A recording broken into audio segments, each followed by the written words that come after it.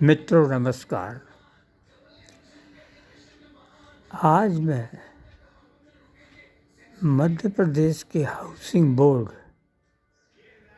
के कानून पर अपना विचार व्यक्त करना चाह रहा हूँ।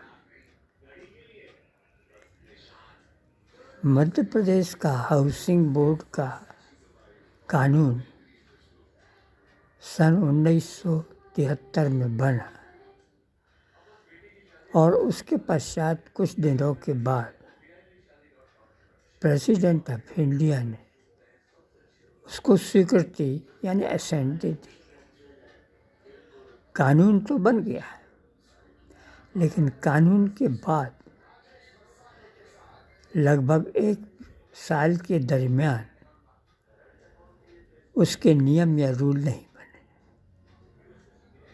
जैसे आपने देखा होगा कि सीसीए का कानून तो बना दिया सरकार ने, लेकिन उसके नियम या रूल को बनाने में सरकार को लगभग 1 साल लग गया।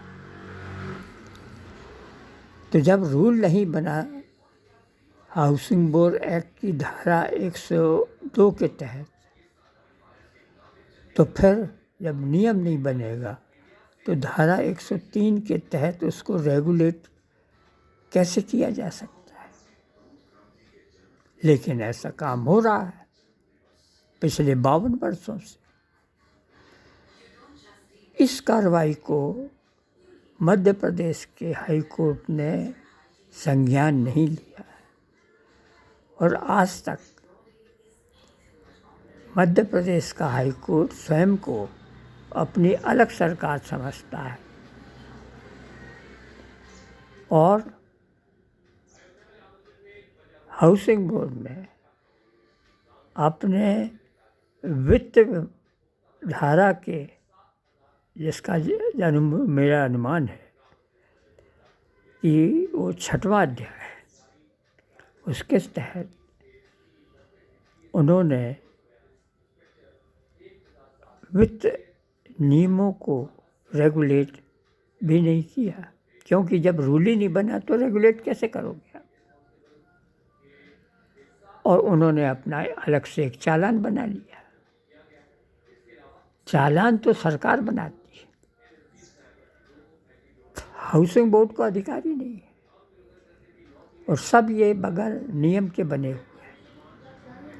52 सालों से हाउसिंग बोर्ड किस नियम से रेगुलेट कर रहा है, इसका नोटिफिकेशन ही नहीं हो रहा धारा 103 में, और ना ही हाउसिंग बोर्ड ने बायलॉज बनाए हैं। और जो सबसे बड़ी चीज़ कि सरकार हाउसिंग बोर्ड ने जब 2012 में तुलसी टावर का निर्माण किया, तो सरकार से उस भूमि को प्राप्त भी नहीं किया, जो कि भूमि लीज पर उसको देना थी सरकार को, और एडवर्टाइज करके लोगों से धन इकट्ठा कर लिया। जब हमने देखा कि ये गैरकानूनी काम हो रहा है, तो हमने अपने जो अग्रिम राशि जमा की गई थी उसे विथड्रॉ करने की एप्लीकेशन दी। तो हाउसिंग बोर्ड ने 10% राशि काट करके हमको अपनी शेष राशि वापस की, जो कि ना तो नियम के अनुसार थी और ना रेगुलेशन के अनुसार थी, और हमको इतना बड़ा लॉस दिया। और इस तरह अनेक पब्लिक को दिया होगा, लॉस हुआ होगा, और अनेक पब्लिक को उस लॉटरी के नियम से कटौती करके उन्होंने उनके जो आयुक्त हैं या उनके जो ऑफिसर्स हैं उस पैसे का दुरुपयोग किया, अनियमितता की। तो ये पब्लिक को जानना बहुत ज़रूरी है कि मध्य प्रदेश हाउसिंग बोर्ड किस तरह से गैरकानूनी कार्य में कार्यरत है। दूसरा सबसे बड़ा सवाल ये है कि हाउसिंग बोर्ड की चेयरमैनशिप कोई भी मंत्री ग्रहण नहीं कर सकता है। उसके एक्ट में कहीं नहीं लिखा है कि कोई भी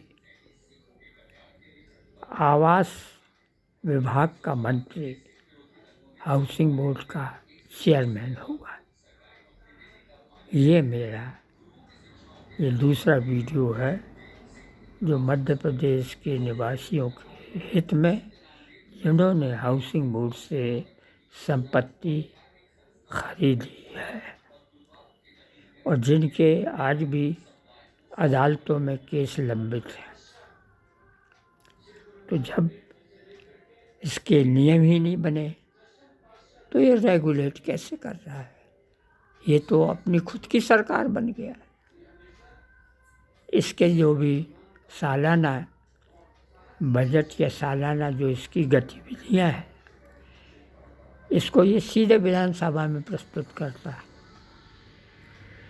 तो ये हमारे जो हाउसिंग बोर्ड के आयुक्त हैं और जिनका कार्यकाल 1 साल से ऊपर हो चुका है, उनके ऊपर उचित कार्रवाई होना ज़रूरी है।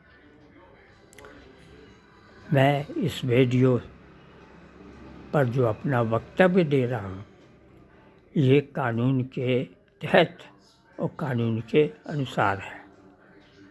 जय हिंद।